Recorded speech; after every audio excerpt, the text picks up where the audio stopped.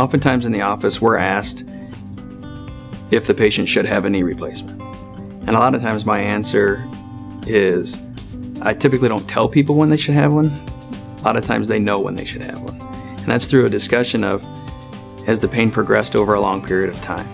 Have you tried conservative management with anti-inflammatories? Have you done physical therapy? Have you had the correct imaging?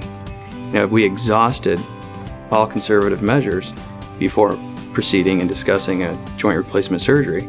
After a typical knee replacement surgery, patients typically spend a day or two in the hospital.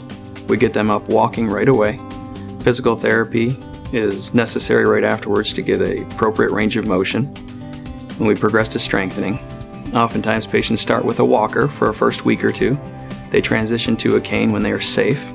At that point, usually after 3 to 4 weeks, they are able to walk without any assisted devices. Most patients attend physical therapy for 4 to 6 weeks afterwards, and it's usually a mutual agreement between the patient and the physical therapist as well as the surgeon when they can proceed with normal activity.